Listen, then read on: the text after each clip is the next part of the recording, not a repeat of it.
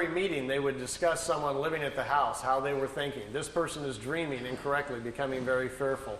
This person is becoming overwhelmed with their ego and they're starting to get jealous. This person is trying to make the other one look bad. They were studying everybody's human condition. And so to them it became kind of like a laboratory thing, and Billy was kind of like sitting in the middle. He's got all these 10, 15 people in the house behind him that are going berserko, and then he's trying to keep his cool and get them to keep coming back.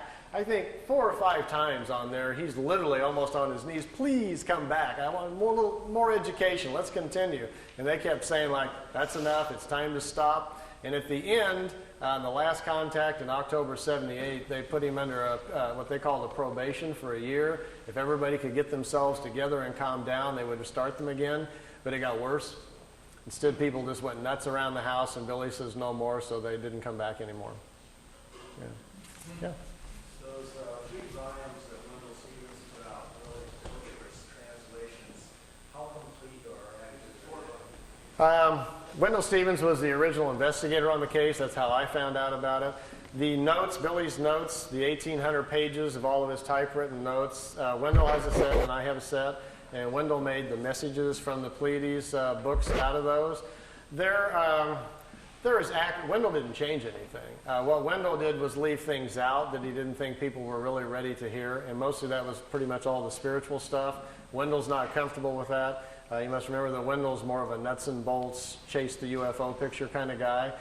So it was his decision just to leave a lot of that out of the books. But from what I've read in him, Wendell didn't make any effort, neither did I, to try to change anything. And we just figured, let the marbles fall wherever they do. My book, The Pleiadian Mission, is a little different. I actually went to Switzerland because Wendell and Lee wouldn't give me all the notes. And so when I was traveling on my next trip, I said, I'll just go to Switzerland and get them myself. So when I did, I was interested in all the stuff that wasn't in the Messages books. Of course, the Messages books weren't all out yet at that point. So what's in mine is pretty much, most of the book is 67%, 60 to 70%, mostly the spiritual stuff, which is what I was particularly interested in. The book isn't about the UFO case. It's about the Pleiadians, how they live, why they came here, all about Earth, our history, what a creation is, what a universe is, all about the incarnation and the cycles. And everything. These were the things, the questions that I had, and that's predominantly what's in my book. So your book is your book a summary then of this huge case? Yeah, in my words. Yeah. And I think in some ways, not to put Wendell's down at all, I'm a big Wendell fan, I love the guy, but my book is probably more accurate at the things I talk about than his, because Wendell wasn't interested in a lot of those things. Wendell felt obligated to put it out, but didn't care that too much about it. And there's a lot of places in Billy's notes where things are not explained well, and then they just didn't get it right, and then later on they fixed it, and Wendell didn't know about that. So Wendell didn't take the effort really to look into things that much because he wasn't that interested in it. Of course, reading the translations are an exercise in masochism. I've got one set of them. I used to make sets of them every now and then for study groups. People, the whole pile of them. Yeah, they were translated by a German student who didn't speak English. So he got a dictionary and transliterated it, just word for word without fixing the grammar. So it's as you read it, after you read the first few pages, that you're about getting a headache trying to figure out where the adjectives are. Why isn't the adjective over here? And we don't speak that way. But then you get used to it. You get a flow after a while, and you kind of look at sentence by sentence, and then you start reading them a little bit better. So the translations are lousy. The first 3 books of the 18 books I had translated in beautiful English. I paid $2,500 a book to a translator. I was going to do the whole 18 and then put them out on the market. And I just gave up. I couldn't afford it for one thing. And about that point is when I decided to get out of the Figu, so I just gave up. And I had put the whole thing on audio tape, so I figured that was enough. And then I picked out the more interesting parts of all the notes and put it in the Pleiadian Mission book and stopped there. It's just too big of a task, to do the whole thing. There's also some other books that Billy didn't give me, but which I read over there. There was 2 more books that Wendell doesn't have and I don't have. There's actually 20 sets of the books. But the last 2, there's very little information from the ETs at all in it. The last 2 are all about the people in the house arguing. All the fighting, people were suing each other. One guy called the sheriff on another guy, and then somebody's sleeping with somebody. It's just a big soap opera, and that's why he never released those. He never gave them to Wendell either.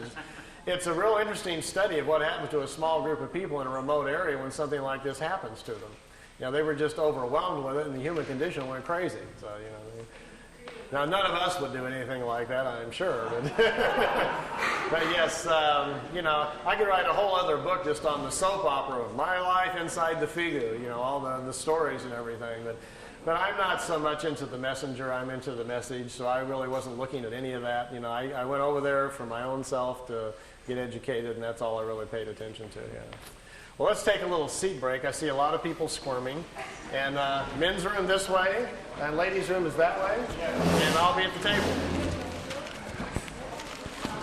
He's down, and they're punching everything.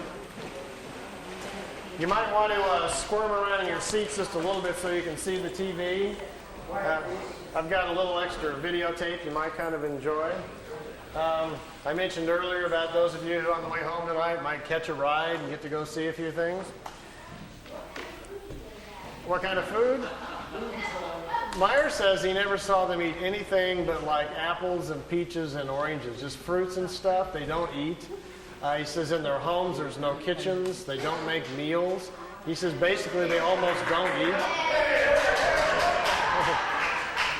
They would just go nuts at a Jack-in-the-Box, I imagine, He says they kind of munch. He says they don't have to eat very much. They eat very small quantities. And something in their atmosphere controls their metabolism. They don't get hungry very often. And they don't sleep very much. They sleep like an hour and a half and 2 hours on a 24-hour-a-day cycle. But he says they're in deep REM within a couple of minutes. They just fall out like they're dead. They wake up in about 2 hours. They're totally revitalized. And a lot of them sleep even less than that. So he says they're far more mental. They've gotten to a point with their own evolution where they're more in control of their whole body mentally. And so things are a little different. We're a little out of control with our bodies. So, what I've got on the tape, I've been up here a couple of times before, and usually I try to bring some new things for every time when I come around. I've got several tapes laying around the house that I've gotten in various places. What's on this tape? And I wasn't going to show the tape of the other planets and the mothership of Jupiter and the dinosaurs and things, but I had 4 or 5 people ask me at the table, so I think it's on this tape. So we'll start it up and see if it's in the right spot.